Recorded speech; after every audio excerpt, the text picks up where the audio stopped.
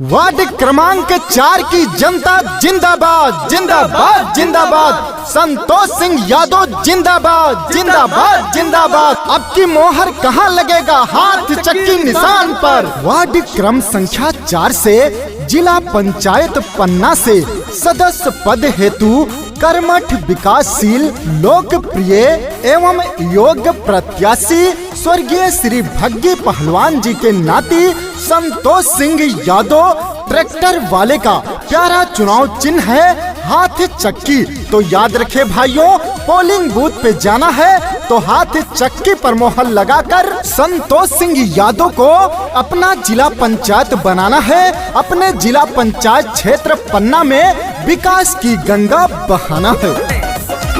कहती है जनता सारी, कर ली सबने तैयारी, जीतेंगे अब की भैया, अब की है इनकी बारी। कहती है जनता सारी, कर ली सबने तैयारी, जीतेंगे अब की भैया, अब की है इनकी बारी। जिला पंचायत पन्ना से बनाएंगे, संतोष सिंह यादव को जिताएंगे। हाथ चक्की पे हम मोहर लगाएंगे, संतोष सिंह यादव को जिताएंगे। आपके विश्वास से वार्ड का होगा विकास, दिन हो रात संतोष भैया हमारे साथ। संतोष भैया ऐसे नेता हैं जो बच्चे बच्चे से प्यार करते हैं, बूढ़े बुजुर्गों से आशीर्वाद लेते हैं। तो याद रखे भाइयों, एक चुने नेक चुने और जिला पंचायत उसी को चुने जो आप सबकी सुने। और ऐसे एकमात्र प्रत्याशी हैं संतोष सिंह यादव जी, जिनका प्यारा चुनाव चिन्ह है हाथ चक्की हाथ चक्की हाथ चक्की।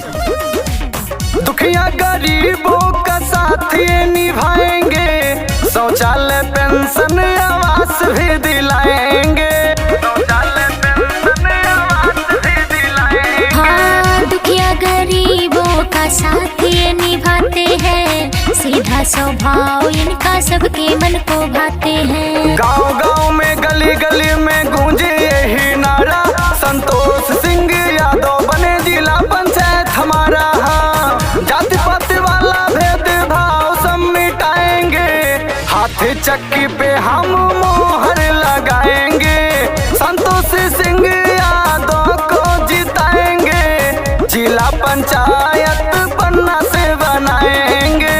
खेतों में खलिहानों में जनता के अरमानों में हर पल मिलेंगे गरीब मजदूर किसानों में आपके भाई आपके बेटे संतोष सिंह यादव जी। तो याद रखे भाइयों, चाचा चाची का प्यारा चुनाव चिन्ह हाथ की चक्की, दादा दादी का प्यारा चुनाव चिन्ह हाथ चक्की, सभी गरीब मजदूरों का प्यारा चुनाव चिन्ह हाथ चक्की। हाथ चक्की पर मोहर लगाना है, संतोष सिंह यादव को जिताना है, वार्ड क्रम 4 से जिला पंचायत सदस्य बनाना है।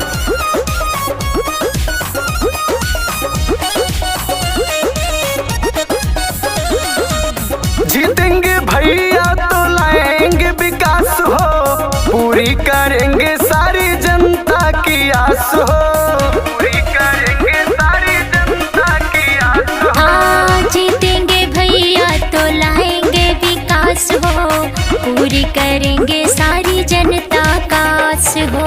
भैया बहनी दादा दादी सबने मिलके ठाना, संतोष सिंह यादव को जिला पंचायत बनाना। हाँ, दिन रात इनका ही साथ निभाएंगे, हाथ चक्की पे हम मोहर लगाएंगे।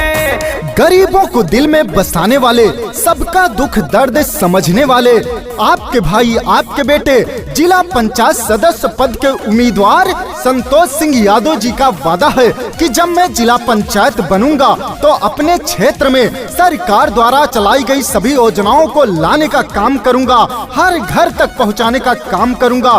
तो याद रखे भाइयों, सभी योजनाओं का लाभ उठाना है तो इस बार हाथ चक्की पर मोहर लगाकर संतोष सिंह यादव को जिताना है। जहाँ जहाँ जाओ वहीं होती इनकी बात हो, जनता ये ठान चुकी है देगी अब की साथ हो, जनता ये ठान चुकी है देगी अब की साथ हो। हाँ, जहाँ जहाँ जाओ वहीं होती इनकी बात हो, जनता ये ठान चुकी है देंगे इनका साथ हो। गांव गांव में रोड